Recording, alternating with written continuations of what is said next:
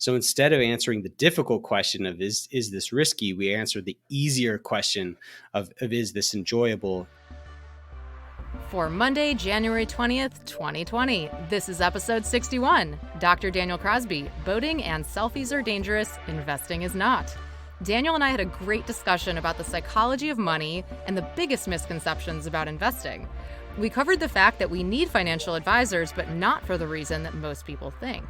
Many investors are mistaken that success in the markets is about being analytically minded, but it's actually more about self-control. Daniel shares the 3 legs of effective investing and why education alone isn't enough, and how thinking about money affects us. Spoiler alert, money is more excitatory in the brain than sex. Enjoy.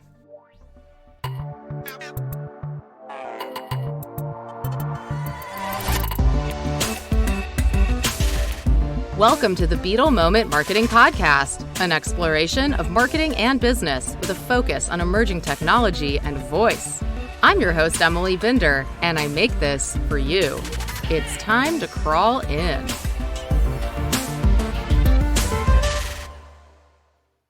Welcome back to the Beetle Moment Marketing Podcast. I am here with my very special guest, Dr. Daniel Crosby. Daniel Crosby is a psychologist and behavioral finance expert who helps organizations understand the intersection of mind and markets. He is a New York Times bestselling author, and his most recent book is The Behavioral Investor. He is the Chief Behavioral Officer at Brinker Capital. Hi, Daniel. Welcome to the show. Thanks. Great to be here. Yeah, I've been following you for a while and enjoying your books and your tweets and everything that you have to offer when it comes to psychology, investing, and behavior. So tell us more about who you are and what you do. Yeah, so by education, I'm a clinical psychologist. I went to school to be just a normal shrink. But about 3 or 4 years into my program, it was a 5-year program. So about 3.5 years into my program, I just started to burn out on the work of becoming a therapist. And so I started to look for non-clinical, non-medical applications of psychology. And being the son of a financial advisor, I sort of stumbled into this world of behavioral finance, which is the intersection of the mind and the markets, how people think and how they apply this thinking to their financial decisions. So yeah, I began to sort of tilt my career so slowly but surely in the direction of finance right there at the end of grad school. Oh, okay. And so with psychology and finance, do you find that there are a lot of misunderstandings? What do people most misunderstand about investing and their money? Well, I really misunderstood this. When I began to go to my dad, who was sort of my career coach at the time, and to this day, I said, look, what do I do with this degree I have? I've got this advanced degree in psychology. I like thinking about behavior, but I don't know quite what to do with it if I'm not going to be a shrink. And he says, look, my business is full of human behavior. And, he being a financial advisor. And I'm like, what are you talking about? Thinking that he was a numbers person. And so I think that my misunderstanding at the time mirrors the misunderstanding of many people, which is they think that, success in the markets is really all about being analytically minded, being a numbers person, having the fastest computer. When in reality, the most successful investors have one thing in common, which is being able to control their own emotions. And, an authority no less auspicious than Warren Buffett has said, look, the big returns don't accrue to the person with the massive IQ. The big returns accrue to the person who knows themselves and is able to comport themselves in sort of a reasonable manner when everyone around them is losing their head. So it's really quite easy. And no one believes me on this, but it's really quite easy to be okay at investing, to be good at investing, and to be hard is super, super difficult. But the delta between being, average and being exceedingly good has way more to do with what's between your ears than what's on your calculator. Right. You talk often about some of our shortcomings with our 150,000-year-old hardware, and I think that these apply to all areas of life in ways, but with investing, what are some of the main ones, things like rosy retrospection and some of the other highlights that you've mentioned before that we all are victim to? Yeah, so you make a good point about this 150,000-year-old hardware of our brain, and it's important for us to remember that our brain is wired to keep us alive long enough to pass on our genes, and like that's it, right? Like you aren't wired for excellence, you aren't wired to be happy, like none of that. Like your brain is not in charge of any of that. You are wired to pass on your genes. And so, because of this, our brain leads us astray in a number of predictable ways. I wrote about the four biggest ones, I think, in my last book. And they are ego, which is our tendency to be overconfident, which men are especially prone to. The second one is emotion, which is this tendency to let our emotional reasoning get in the way of logical reasoning in a moment of passion or intense emotion. The third one is conservatism, which is our desire to kind of go with what we know, to play it safe, to go with the tried and true over trying something new or different. And then the last one is attention, which is our a tendency to confuse what's easy to recall with what is actually likely or probable. So my favorite sort of go-to example of this is that more people die every year taking selfies than die of shark attacks by an order of magnitude. It's many many times more people die every year taking selfies and effectively like stumbling into the road or bumping into something. But people are very scared of sharks and not very scared of selfies, and it's because of this attentional bias that the way that we remember things has a lot more to do with how vivid or sexy or lurid something is, and less to do with how likely it is. And it leads us astray all the time when we're making decisions. So those are sort of the four big ones, but there's hundreds and hundreds of sort of cognitive errors that the ways in which your brain leads you astray. Right. I love that example. Selfies are dangerous. The other one I remember that you've mentioned is talking about losing money in the market, and people think investing is risky, even though over any given 15-year period in history, you couldn't have lost money. Isn't that right? Yeah, it was only recently. It was 10 years until the Great Recession. A few 10, 11 years back. But historically, it's been every 10 to 12 years. So if you look at something like investing, multi-asset class, well diversified, long term investing, that has historically been very very safe, right? If you just leave it alone, or you look at something like boating, which is really, really quite dangerous. And so, why do we think that investing is scary and boating is not scary? If I ask you to invest with me, you might go, "Wait a minute, I've got some questions." If I ask you to go out on the boat with me, you'd be like, "Where do I sign up?" And that's because of this human tendency to answer an easier question. When we're presented with something complicated, we tend not to answer the complicated question. We tend to substitute, and one of our primary substitutes is this enjoyable, right? So investing is not all that fun. Boating is very fun. So instead of answering the difficult question of is this risky, we answer the easier question of is this enjoyable. And you see this in a very real way in an election year like the one we're in now, where people tend not to answer the question, is this person the best president, which would require a look at their temperament and their foreign policy and their tax policy and the type of people they surround themselves with. And instead they answer some variant, which ends up being something like, would I like to have a beer with this person? So whenever we get down to the final two candidates, I would encourage listeners to sort of put the two candidates through the who would I rather have a beer with test. And that's not who you should vote for, but it's who you should expect to win, because of this human tendency to answer an easier question. Oh, the boating example really, I mean, we're talking about sharks and boating. It's like, don't go on the water, just invest in the market, you'll be safer. Don't Yeah. go in the water, people.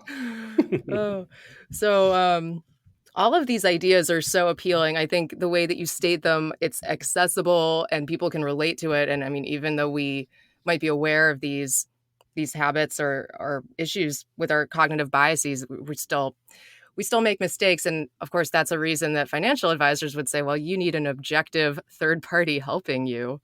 Right. Yeah, absolutely. Well, it's actually a little more complicated than that. There's three sort of legs to this stool of doing the right thing. The first leg is education. You need to know what to do. The second step is environment. You need to put yourself in the right situations, which is a very powerful predictor of whether or not you do the right thing. And then the third thing is encouragement, which is sort of this real time, just in time advice. So if we take it to the world of finance, the education is learning about, stocks, bonds, and saving and checking account and all that. The environment is your portfolio. You want to make sure you're in a well diversified portfolio that's not going to scare you to death. And then the real time encouragement comes from the financial advisors who are basically going to, slap the bad decision out of your hand right before you make it. There's obvious parallels. It's the new year, so I'm trying a new, exercise and diet program. So there's obvious parallels to dieting and exercise as well, right? You need to know what to eat. You need to not keep junk in your pantry, and then maybe you need that physical trainer to help you get up on a Saturday morning and make it to the gym. So those three things. Human behavior is very hard to change. So I think it takes all three of those things if you're looking to make a real difference. That makes a lot of sense. I love your diet analogy. And I guess it just goes to show you, I think you mentioned this once before, that in the early 90s, we applied nutrition facts and labeled calories on food. Yet, since then, we are fatter than ever. Obesity and morbid obesity are up, I believe it was 20 or 30%. So it's not just enough to educate and put the information in front of people. We're more complex at inciting change in behavior. Yeah, it's actually much worse. It's actually much worse than that. I think obesity has doubled. Oh, But yes, you're absolutely right. Since we started labeling food in the early 90s, obesity's doubled in our country because we think, right? We want to think that, oh, we're rational people. And so if we just tell people what they're putting in their bodies, then they'll put the right things in their bodies. But that's very, very weak predictor, right? Like just like you said, it's a very, very weak predictor. A far better predictor is having all three of those components I just talked about, because really at the end of the day, everyone knows that you're supposed to buy low and sell high, and you're supposed to not panic, and you're supposed to diversify. I mean, again, the fundamental tenets of investing are very easy, just the same way that the fundamental tenets of diet and exercise are to, eat less and move more. That's it. That's the whole book on diet and exercise. And yet it's incredibly hard to do.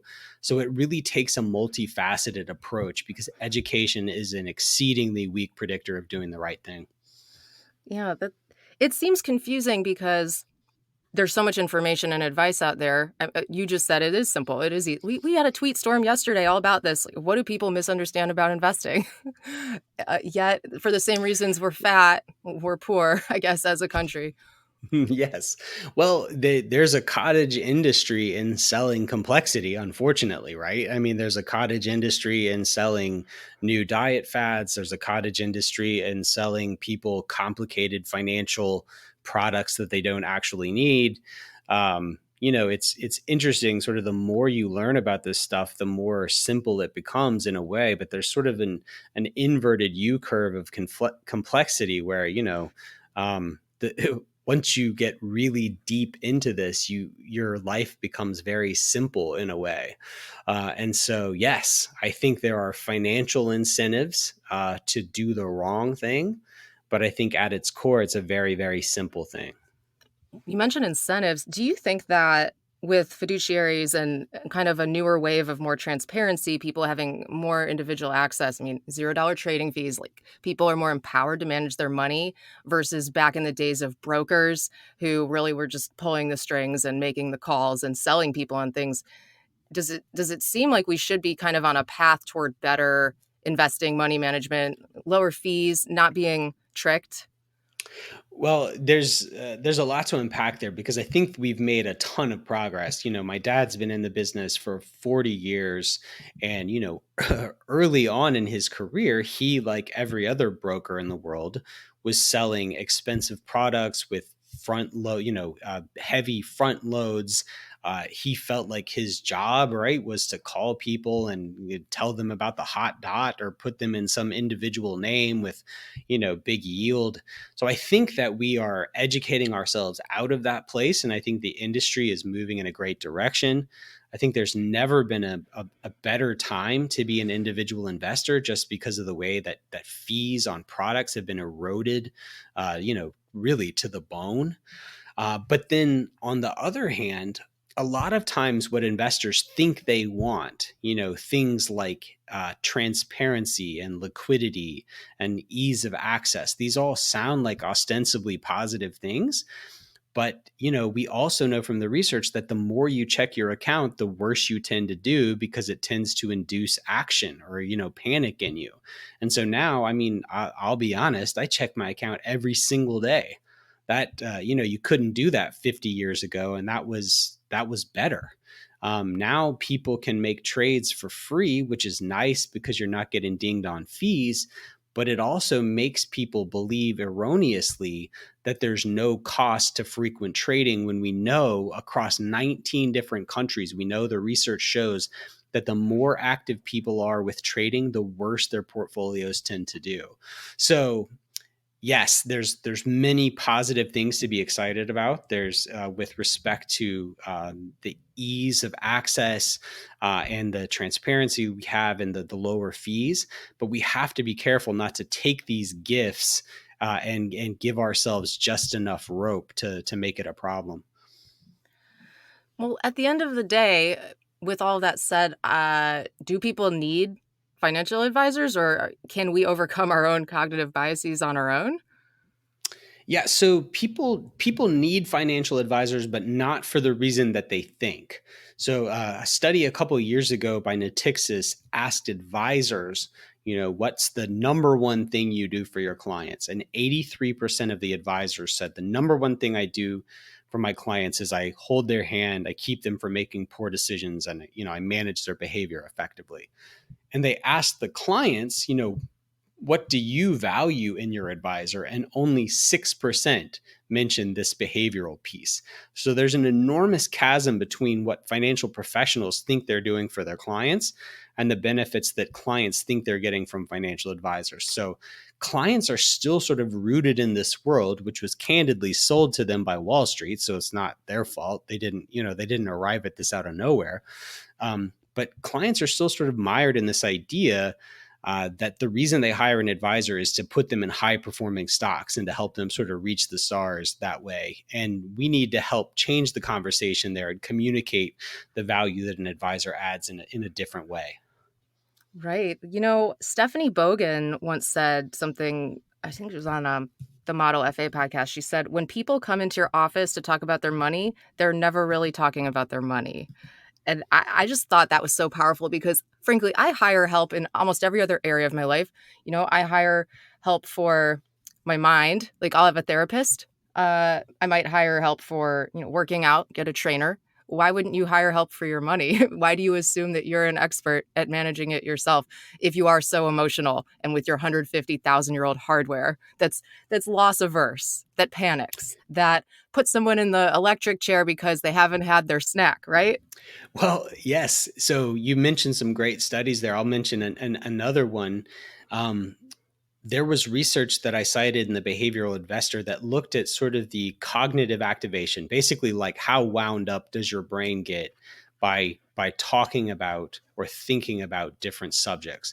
And so they did everything. I mean, they ran the gamut from things that are very boring all the way to things like sex and death and things that are highly emotionally laden. And they found that nothing had more excitatory power, not sex, not death, not anything. Nothing had more excitatory power than money. So you are literally more crazy when thinking about your money than you are thinking about anything else. And so I think it makes perfect sense to get a second opinion and to outsource some of that thinking to a professional. That's I mean, if anything from this entire conversation, that's the money shot. Like, you're crazy about your money. Uh, Yeah. so I wanted to switch gears just a little bit because I think on a marketing perspective here, which is what I really focus on, You have such an impactful presence, very strong FinTwit presence. Daniel Crosby thankful at Thanksgiving, Daniel Crosby at Christmas. So I feel like you're very good at marketing yourself and your ideas, which I think is good for everybody because these are things people need to know. Does that come naturally to you, or do you have some kind of strategy or way that you approach doing that? So it's absolutely my favorite part of my work. So I don't have any strategy to speak of, but I think when you believe in what you have, right? When you believe in the message that you're communicating to the world, I think influence becomes a mandate, right? Like selling is not only easy, but it's actually essential to what you're doing. So I absolutely love the process of spreading ideas, getting my ideas out to the world. You know, a little secret between me, you, and your listeners. I have a long term, maybe in my 50s, I have a long term plan to start sort of a behavioral influence agency. I want to use principles of psychology to sort of influence design principles to put positive messages out into the world. So I think that psychology and marketing and art and design can come together in a powerful way. And I think the key to catalyzing that process is just having a message that you believe in. Hmm. Well, will you call me when you start that? I'd love to be part of Yes, it. let's go. Oh, Let's do it. let's do it. So to wrap up here, I wanted to get some recommendations from you. You have excellent taste. Are there any great podcasts or individual podcast episodes you've heard lately you would recommend? Okay, so I debated whether or not to cop to this, but the podcast that I listen to the most, unfortunately, is Dateline. I just listened to true crime podcasts, so you might want to take your good taste comment back. But on a more on a more serious note, the other podcast that I listen to, and I'm not listening to histrionic true crime stories. There's a podcast called Ologies that I absolutely love. It's the study of different sciences, so anything from biology to psychology to I'm anything in between, any kind of ology. The host gets on great experts, and you learn about all sorts of new fields you never existed. There's a show called The Pitch that I love, which is effectively Shark Tank for your ears. Um, there's Philosophize This. I'm a big philosophy buff. Philosophize This is an excellent sort of course in world philosophy. And then, of course, my own podcast, Standard Deviations, is a personal favorite. I love standard deviations. I highly recommend it. I told you earlier. I've listened to the episode about the four pillars of investing. I think 3 or 4 times over the past year. But Well, Daniel, I'm you're on surprised. soon, so it'll get even better. Oh, I'm surprised you mentioned Dateline because uh, you would say to anyone else, "Do not watch cable news about investing. Don't watch Kramer because it shuts down the decision-making center in your brain when we have someone else telling us what to do." Right?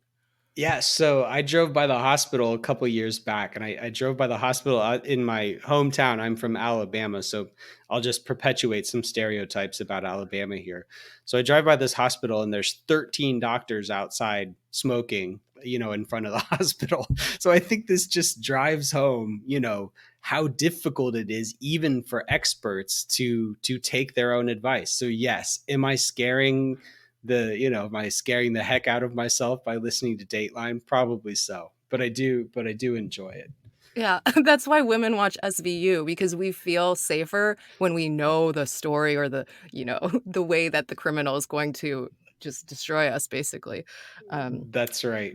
yeah, so good Rex, love it. How about books, fiction, nonfiction, anything you're into lately, reading?